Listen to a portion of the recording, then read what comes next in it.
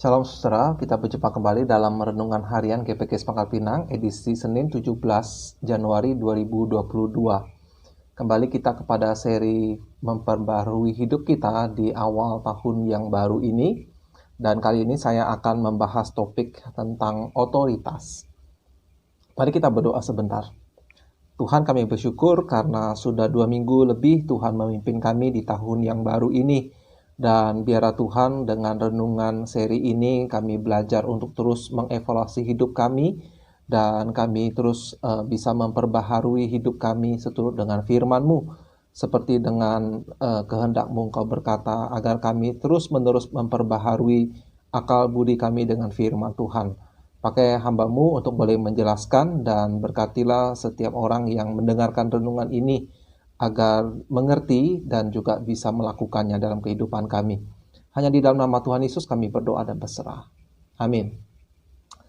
Nah, saudara, dunia kita adalah dunia yang rusak, bahkan terpecah belah karena perebutan kekuasaan atau otoritas. Dari level keluarga, antara suami dengan istri, antara saudara dengan saudarinya, antara orang tua dengan anak. Kemudian sampai kepada level antar bangsa, antar negara. Dari tempat di sekolah, di ruang kelas, perebutan kekuasaan antar murid, sampai kepada kantor guru, sampai kepada yayasan, seringkali konflik terjadi karena masalah kekuasaan ini.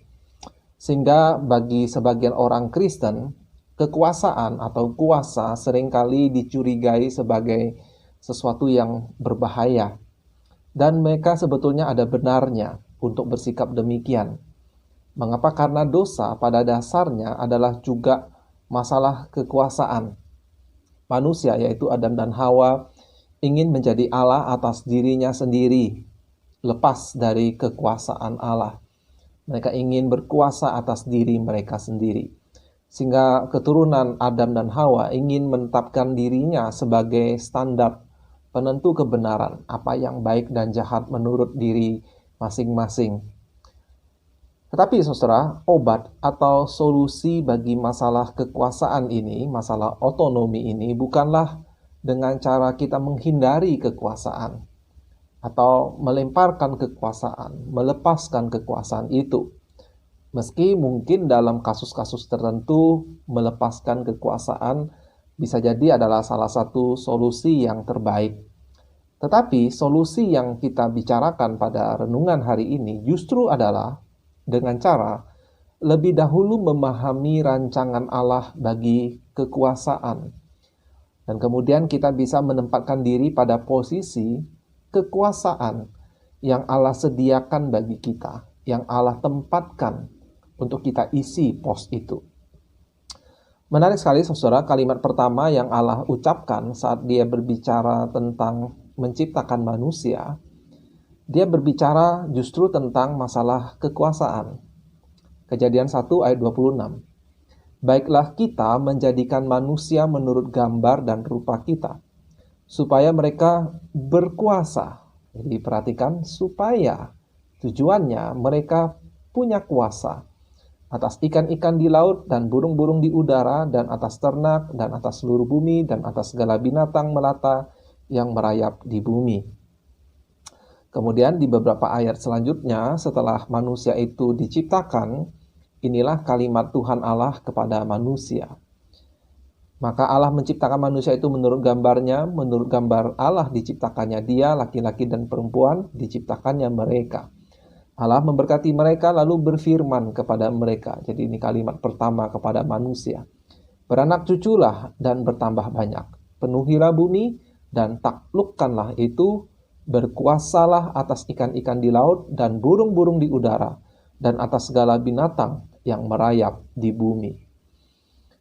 Jadi saudara, pada dasarnya Allah menciptakan kita adalah untuk memegang kekuasaan, berkuasa atas ciptaan Allah yang lain, yaitu ciptaan yang ada di alam kita ini, di dunia kita ini. Tapi kita perhatikan, ini kekuasaan bukan berkuasa atas diri Allah, atau atas katakanlah ciptaan Allah yang lain yang bukan dari dunia ini, misalnya atas malaikat-malaikat. Kelak di langit dan bumi yang baru belum tiba, yang baru akan datang setelah Yesus datang kedua kali, firman Tuhan mengatakan kita akan memerintah bersama Tuhan Yesus atas para malaikat.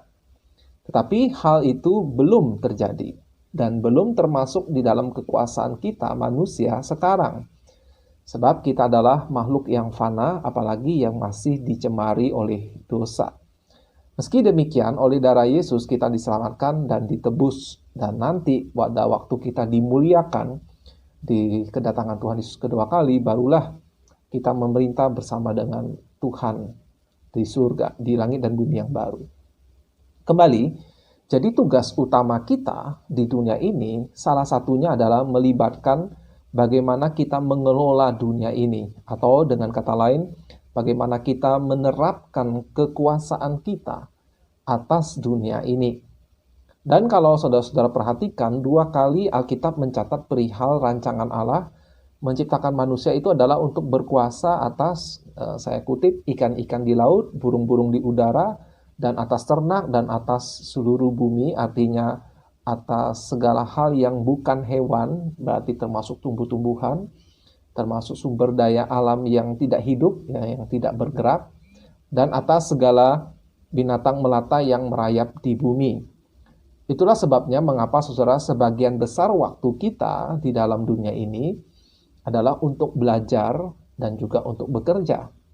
Ya, setidak-tidaknya sekitar 8 jam bahkan lebih dalam satu hari.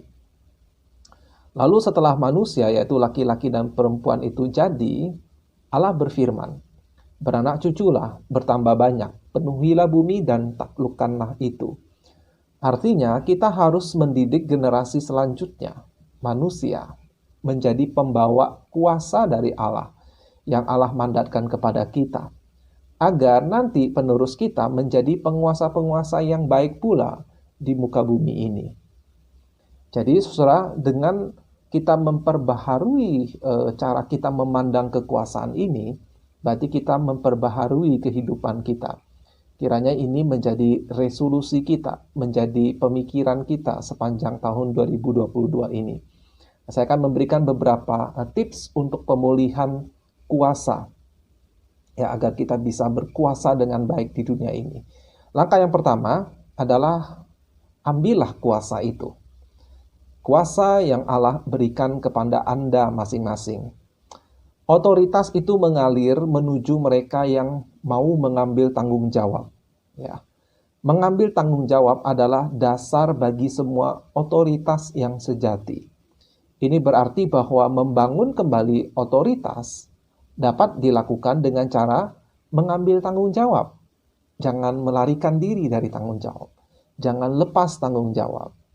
Seringkali ada orang-orang yang menuntut untuk bisa mendapatkan otoritas atau kuasa, ternyata itu adalah upayanya untuk menghindar dari tanggung jawab. Ya, saya ulangi, ada orang yang ingin mendapatkan kuasa sebagai usahanya menghindari dari bertanggung jawab. Tujuannya, ya, yaitu mendapatkan kuasa agar orang lain melakukan apa yang seharusnya dia lakukan. Dan ini tidak hanya akan membuat dirinya tidak produktif, tetapi malah akan menghancurkan sesuatu, ya, menghancurkan sistem yang ada. Misalnya seorang suami yang menyerahkan kuasanya kepada istrinya sepenuhnya dan dia tidak ingin ikut campur, sebenarnya dia ingin melepaskan tanggung jawab. Ya, karena dia ingin, ya, itu tidak mau bertanggung jawab, tidak mau ambil kuasa supaya tidak bertanggung jawab.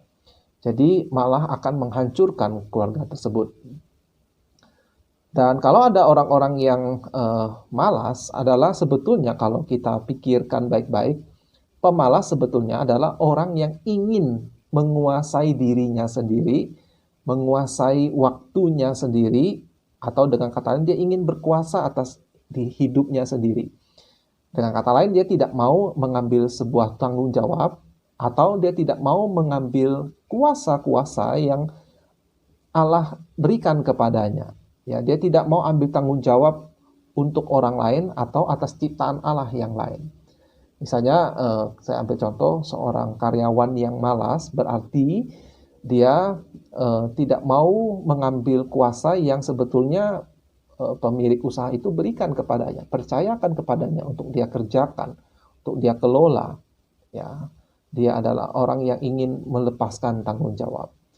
Pencuri adalah orang yang ingin mengambil keuntungan tanpa perlu berusaha dengan cara yang halal. Jadi sebetulnya dia ingin berkuasa atas sesuatu secara instan. Dan dia tidak mau bertanggung jawab, dia tidak mau mengambil tanggung jawab. Ya, jadi dia mencuri supaya dia bisa mendapatkan sesuatu dengan mudah tanpa perlu berusaha, dan dia kalau tidak tertangkap berarti dia bisa menikmati sesuatu tanpa perlu bertanggung jawab. Nah, tetapi orang yang benar adalah orang yang mengambil kekuasaan yang Allah percayakan untuk kemudian dia kerjakan dengan baik, dengan jujur, dengan benar, atau dengan kata lain, dengan semaksimal mungkin. Jadi pemulihan kuasa adalah dengan, ayo kita mengambil tanggung jawab atas kuasa yang Tuhan percayakan kepada kita. Yang kedua, pemulihan kuasa, langkah kedua adalah kita juga perlu mengingat batas-batas. Batas-batas kekuasaan. Allah membatasi kekuasaan manusia atas dunia ini. Bahkan sebetulnya Allah membatasi segala sesuatu. Ya, karena hanya Allah yang tidak terbatas kuasanya. Dan manusia tidak berkuasa atas, katakanlah, surga atau atas malaikat maksud saya, dan juga tidak berkuasa atas alam maut. Nah, jadi Allah membatasi manusia. Kekuasaannya adalah atas dunia ini, atas ciptaan di dunia ini. Dan kemudian di pasal 2, ketika Allah menciptakan laki-laki lebih dahulu, lalu berfirman kepadanya, baru kemudian Allah menciptakan perempuan, yaitu tujuannya agar laki-laki mengambil tanggung jawab, memimpin istrinya, dan kemudian memimpin anak-anak mereka. Di Perjanjian Baru bahkan masalah ini dijelaskan dengan lebih belak-belakan. Ya, Allah mengingatkan laki-laki untuk mengambil pimpinan keluarga atas istri seperti Yesus kepada jemaatnya. Ya. Jadi suatu kuasa dan kepercayaan yang besar yang Allah percayakan kepada seorang suami. Yang sebetulnya saking besarnya kita bahkan kita hanya bisa mengandalkan anugerah Allah untuk bisa memenuhi tanggung jawab itu. Dan sebaliknya kaum perempuan diperintahkan untuk menaati suami seperti ketaatan jemaat kepada Kristus. Jadi ini suatu tugas yang besar, yang juga saking besarnya membutuhkan anugerah Allah untuk setiap istri bisa menggenapi panggilan ini. Dan kemudian orang tua disuruh mendidik anaknya dengan penuh tanggung jawab. Jangan sampai melukai hati mereka, bukan membiarkan mereka, bukan juga mengekang mereka. Jadi harus ada batasan yang cukup jelas. Bagaimana berkuasa atas diri anak-anak yang Allah percayakan, tapi bukan membebaskan mereka sebebas-bebasnya, bukan juga berarti mengekang mereka seketat mungkin sehingga mereka menjadi terkekang. Nah, saya menemukan kalimat ini dari sebuah buku tentang kepemimpinan seorang ayah. Dikatakan, ayah yang terlalu pemurah menyaksikan anak-anak mereka berlari-lari menuju ladang ranjau dosa. Ya, jadi terlalu cincai, terlalu santai, terlalu bebas. Ini hanya melihat saja ketika anak-anaknya berlari menuju ke ladang ranjau. Ayah yang legalis, artinya yang banyak sekali aturannya dan yang menegakkan aturannya dengan begitu ketat, begitu kaku, adalah seperti ayah yang mengejar anak-anak mereka di ladang ranjau itu. Ya. Mengejar mereka. Ini salah, itu salah. Jadi suatu hari keluarga itu akan meledak. Sedangkan ayah yang penuh kasih karunia Allah adalah ayah yang memimpin anak-anaknya melewati ladang ranjau dosa. Jadi jangan sampai menginjak ranjau dosa itu. Dan ayah itu berjalan di depan, memberi pimpinan, memberi tuntunan. Bagaimana caranya supaya anaknya, termasuk dirinya, tidak meledak dalam ranjau dosa. Jadi ayah yang bijak atau orang tua yang bijak adalah orang tua yang mengambil tanggung jawab dengan baik. Selanjutnya, saudara, pemulihan kuasa, langkah yang ketiga menuju memegang kekuasaan yang baik. Kuasa itu harus kita ingat, prinsipnya akan berkembang atau berekspansi, bertambah, atau sebaliknya mengecil ya, seiring dengan kapasitas diri masing-masing orang. Ya, membesar, bertambah, kalau kapasitas orang itu bertambah. Kalau kapasitas orang itu mengecil, maka seharusnya tanggung jawabnya atau kuasanya juga harus mengikuti makin kecil. Dengan kata lain, idealnya kita menguasai wilayah sesuai kemampuan kita. Janganlah kita mengambil tanggung jawab terlalu banyak atau terlalu besar kalau kita belum mampu. Jadi kita mesti pintar-pintar menilai diri kita. Misalnya saja, jangan ingin mempunyai katakanlah 3 atau 4 anak, kalau ternyata mengurus satu saja masih kalang kabut. Jangan membuka cabang toko yang terlalu banyak atau mengelola bisnis yang terlalu banyak, yang terlalu muluk, kalau yang kecil saja, yang sederhana kita masih kelabakan. Jangan ingin mencicil rumah yang 2 miliar kalau motor yang belasan juta saja masih lambat-lambat membayar. Jadi kita harus bijaksana mengukur kemampuan diri kita. Tetapi sebaliknya, bila kita sudah dipercayakan lalu kita bisa menguasai dengan baik apa yang dipercayakan kepada kita, justru adalah sebuah dosa atau kesalahan kalau kita tidak mau mengembangkan tanggung jawab kita itu. Kita tidak mau mengambil tanggung jawab yang sedikit lebih besar dari apa yang selama ini sudah kita pegang dan kita kuasai dengan baik. Kalau kita melihat tadi di kitab Kejadian, Allah berfirman, penuhilah bumi, taklukkanlah itu. Lalu Allah menaruh mereka startup-nya di sebuah taman.